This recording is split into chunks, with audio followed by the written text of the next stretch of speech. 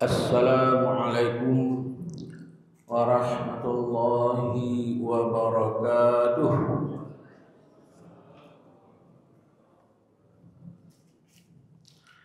Alhamdulillahilladzi khalaqal insana fi ahsani taqwim thumma radadnahu asfala safilin illal ladzina amanu wa 'amilus shalihati falahum ajrun ghairu mamnun.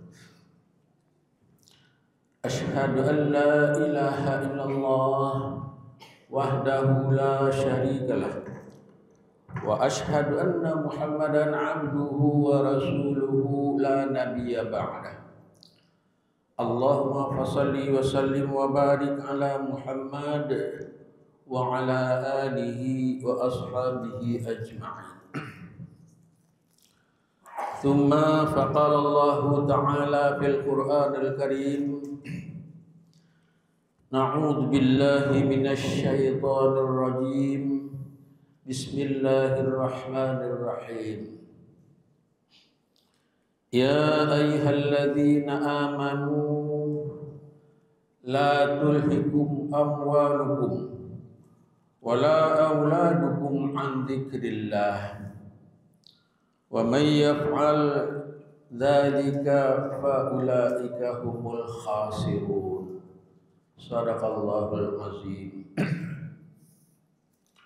Kami berlindung kepada Allah dari godaan syaitan yang terkutuk dengan menyebut nama Allah yang Maha Pengasih lagi Maha Penyayang.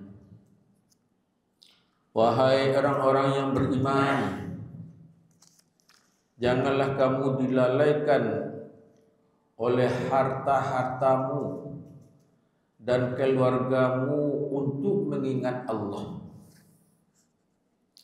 Barang siapa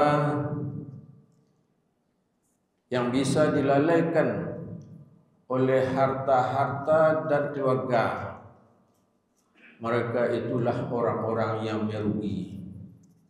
Maha benar Allah atas segala firman-Nya.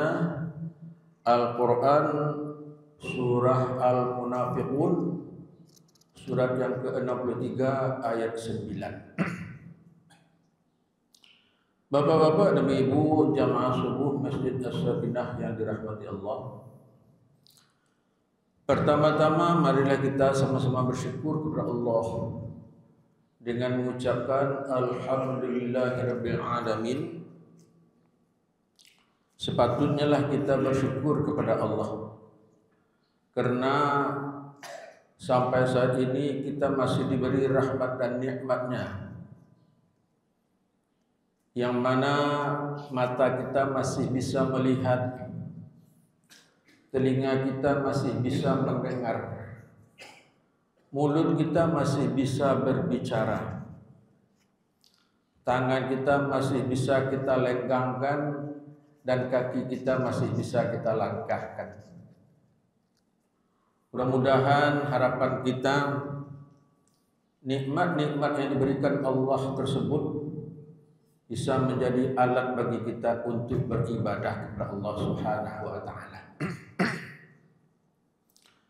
Selanjutnya salawat beriring salam tidak lupa pula kita sampaikan kepada junjungan kita Nabi besar Muhammad sallallahu alaihi wasallam. Allahumma salli ala Muhammad wa ala ali Muhammad. Bapak-bapak dan ibu yang dirahmati Allah, hari ini banyak godaan dan rayuan bagi kaum muslimin dan muslimat, sehingga banyak kaum muslimin dan muslimat yang lalai untuk beribadah. Di antaranya adalah karena pekerjaan, karena keluarga, dan karena harta. Dan selain daripada itu, karena kemajuan alat komunikasi dan informasi, sehingga banyak kaum muslimin dan muslimat yang lupa dengan waktu. Mereka sibuk dengan HP di tangannya masing-masing, sehingga mereka lupa untuk waktu beribadah kepada Allah, lupa untuk salat, lupa untuk berdoa, dan lupa untuk membaca Al-Quran karena telah disibukkan oleh alat-alat modern seperti sekarang ini. Dan kini banyak juga umat Islam yang sudah melupakan waktu untuk berhubungan baik sesama manusia.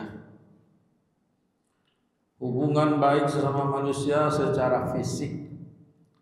Sekarang hubungan sesama manusia sudah diganti dengan media digital yang sifatnya adalah formal, berjarak jauh dan tidak akrab lagi. Begitu juga tentang informasi agama. Ini tidak didapat lagi dari media-media atau majelis-majelis ilmu. Tidak didapat lagi dari masjid-masjid, musalla-musalla dan madrasah-madrasah.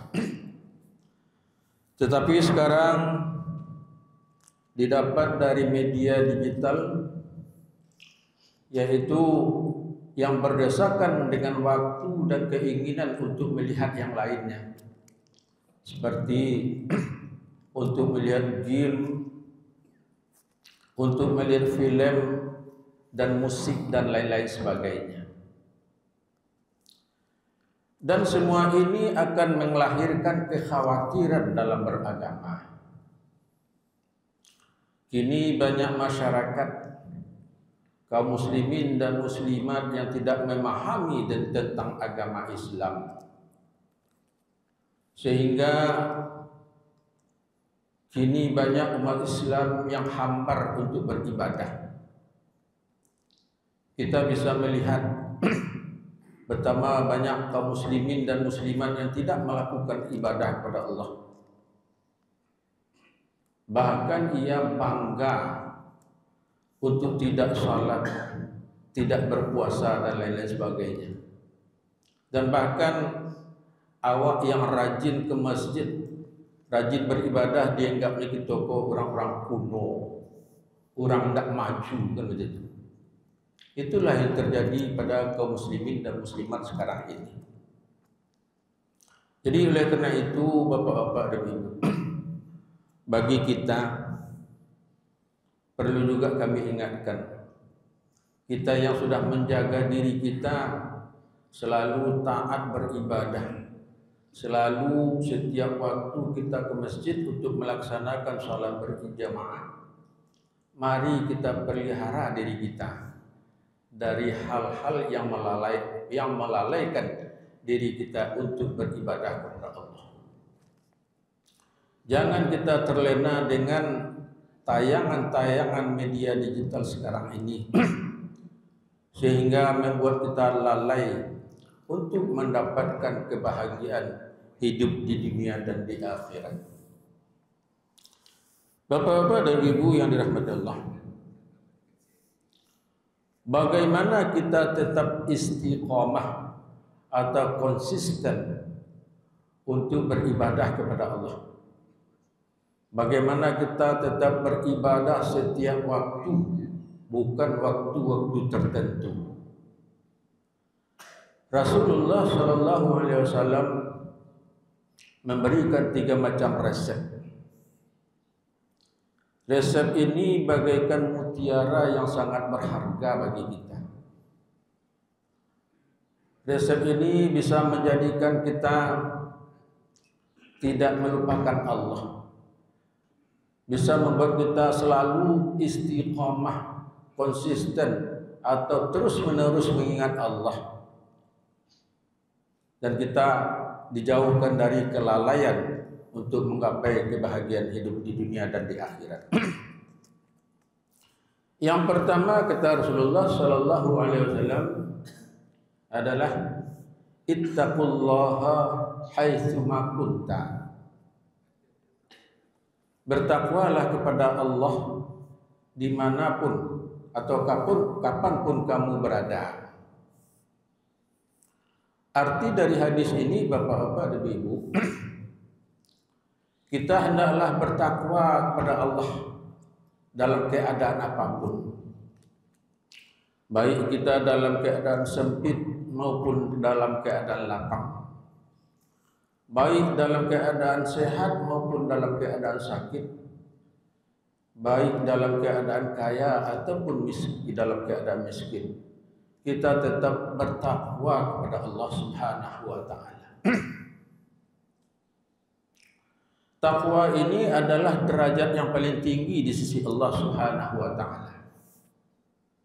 Di dalam Islam ada 5 macam tingkatan derajat ini. Yang pertama namanya muslim. Artinya orang Islam. Yang kedua mukmin, yaitu orang yang beriman. Yang ketiga mukhlis, yaitu orang yang berbuat baik. Yang keempat adalah muhsin, atau orang-orang yang berbuat atau orang yang ikhlas kepada Allah Subhanahu wa taala. Yang kelima adalah muttaqin, yaitu orang-orang yang bertakwa. Jadi takwa ini adalah derajat yang paling tinggi di sisi Allah Subhanahu wa taala. Karena derajatnya paling tinggi di sisi Allah, untuk mendapatkannya tidaklah mudah. Haruslah berjuang sekuat tenaga, haruslah bersungguh-sungguh dalam beribadah kepada Allah Subhanahu wa taala. Itu makanya Allah memberikan imbalan yang sangat tinggi, yaitu surga. Kata Allah, wasari'u ila maghfiratin min rabbikum wa jannatin 'arduhas samawati wal ard u'iddat lil muttaqin. Bersegeralah kepada ampunan Allah. Surga yang luasnya seluas langit dan bumi Allah sediakan bagi orang-orang yang bertakwa. Jadi harapan kita berdoa kepada Allah Subhanahu wa taala, mudah-mudahan kita yang rajin beribadah mudah-mudahan kita dinilai di sisi Allah sebagai orang-orang yang bertakwa. Amin amin ya rabbal alamin. Bapak-bapak dan ibu yang dirahmati Allah, dalam kesempatan ini kami menyampaikan kepada bapak-bapak dan ibu, ada 3 macam tanda-tanda orang yang bertakwa. Sesuai dengan huruf takwa itu tersendiri. Kata takwa itu terdiri dari 3 huruf di dalam bahasa Arab. Takwa itu terdiri dari kata ta, qaf, dan wa. Huruf ta itu artinya Bapak Ibu adalah taqarrub ilallah, yaitu selalu mendekatkan diri kepada Allah. Jadi tanda-tanda orang yang bertakwa itu yang pertama, orang-orang yang selalu mendekatkan diri kepada Allah Subhanahu wa taala. Allah berfirman, ya ayyuhalladzina amanu taqullaha wattabi'u ilaihil wasilah wajahiduna fi sabilillahi wa ulaika humul muflihun. Wahai orang-orang yang beriman, bertakwalah kepada Allah dan hendaklah mencari jalan untuk mendekatkan diri kepada Allah Subhanahu wa taala. Dan hendaklah berjuang di jalannya, mudah-mudahan kamu tergolong kepada orang-orang yang beruntung.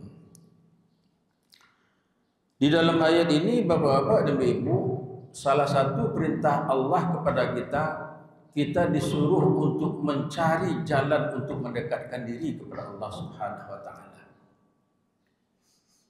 Ya. Jadi mendekatkan diri kepada Allah Subhanahu wa taala ini bukanlah dalam konteks jasmani, tetapi dalam konteks rohani. Artinya batin kita mendekatkan diri kepada Allah Subhanahu wa taala. Berkaitan dengan ayat ini Bapak-bapak dan Ibu, di dalam tafsir Ibnu Katsir mengatakan salah satu jalan untuk salah satu jalan untuk mendekatkan diri kepada Allah ialah kita selalu mengerjakan perintah-perintah Allah dan menghentikan semua larangan-larangannya. Di dalam ayat lain juga Allah menerangkan kepada kita jalan untuk mendekatkan diri kepada Allah adalah wasjud waqtarib.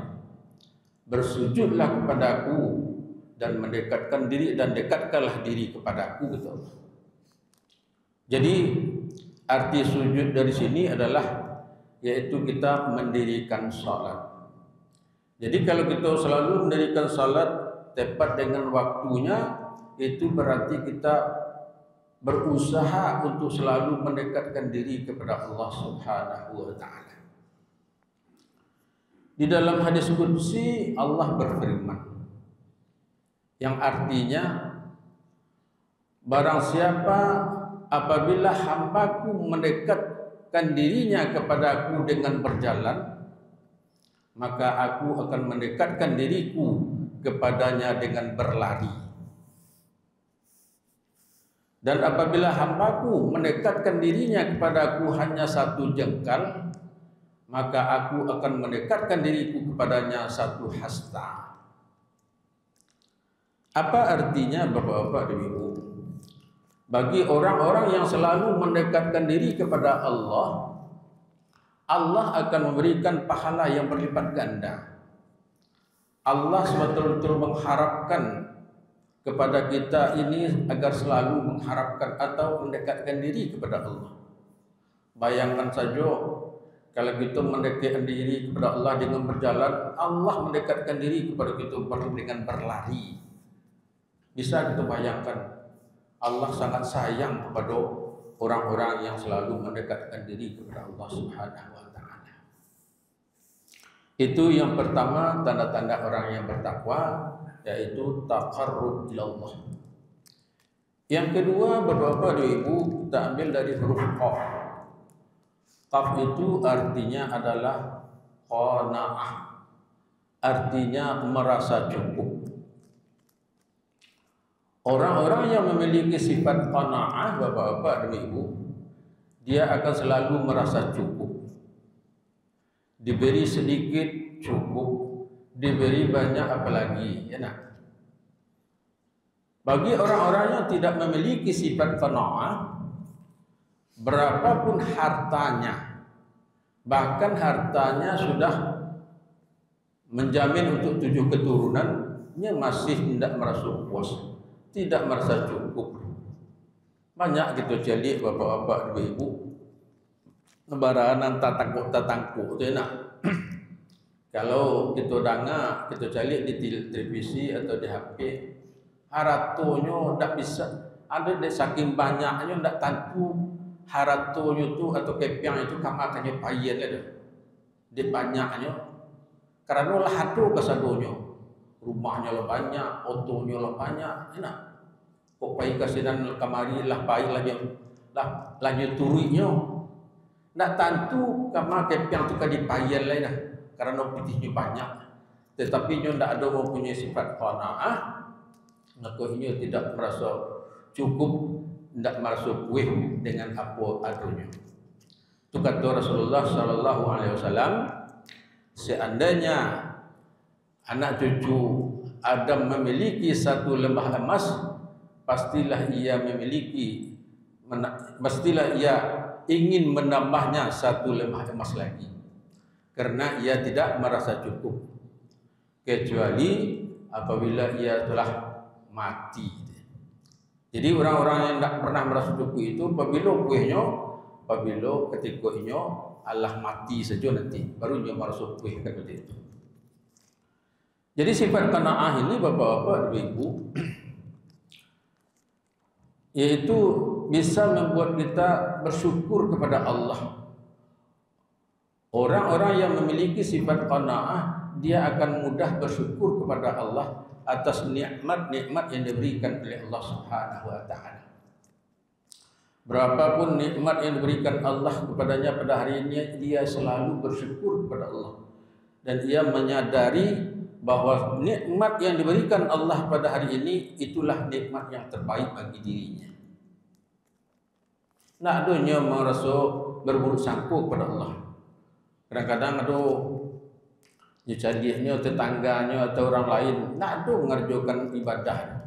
Ini nak sembahyang, nak pesu, tapi pitihnya atau resakinya atau jawabalinya lah banyak nak.